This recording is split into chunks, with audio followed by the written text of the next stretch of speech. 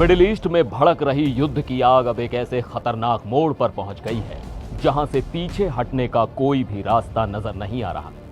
एक तरफ अमेरिका और इजराइल अपनी पूरी ताकत झोंक रहे हैं तो दूसरी तरफ ईरान के नए सुप्रीम लीडर ने एक ऐसा सीधा और खौफनाक ऐलान कर दिया है जिसने पूरी दुनिया की खुफिया एजेंसियों की नींद उड़ा दी है। नमस्कार, मैं हूं सिद्धार्थ प्रकाश। ईरान के 56 साल के supreme leader Ayatollah Mojtaba Khamenei ने अब पूरी तरह से खुलकर मोर्चा संभाल लिया है।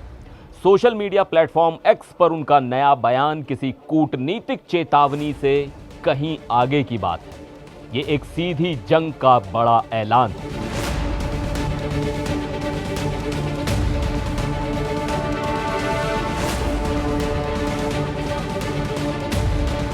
हाल ही में लेबनान के हिजबुल्लाह ने ईरान को एक खास चिट्ठी लिखी थी। इस चिट्ठी में हिजबुल्लाह के महासचिव शेख नईम कासिम और उनके लड़ाकों ने ईरान के इस्लामिक गणराज्य के प्रति अपनी पूरी वफादारी दोहराई थी। इसी के ठीक जवाब में मुज्तबा खामेनेई ने अपना ये विस्फोटक और सख्त संदेश दिया है। उन्होंने बहुत ही साफ शब्दों में ये डिक्लेयर कर दिया है कि अमेरिका और इजराइल के खिलाफ अब जिहाद और प्रतिरोध के अलावा कोई दूसरा रास्ता नहीं बचा है। मुज्तबा ने अमेरिका के साथ चल रहे लंबे संघर्ष को खत्म करने के लिए एक बेहद बड़ी और मुश्किल शर्त रख दी है।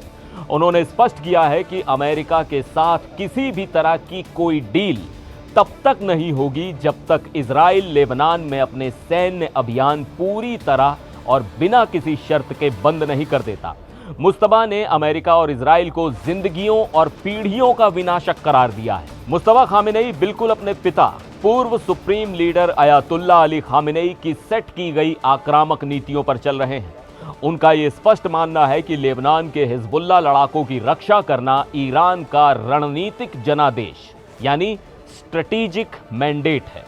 उन्होंने हिजबुल्लाह को इजराइल के खिलाफ एक ऐसी अटल चट्टान बताया है जो दुनिया भर में आज़ादी चाहने वाले देशों के लिए एक बहुत बड़ी प्रेरणा बन गई है। अपने इस कड़े संदेश में मुज्तबा खामेनेई ने उन सभी हिजबुल्लाह लड़ाकों को श्रद्धांजलि दी जो अमेरिकी और इजरायली हमलों में मारे गए हैं।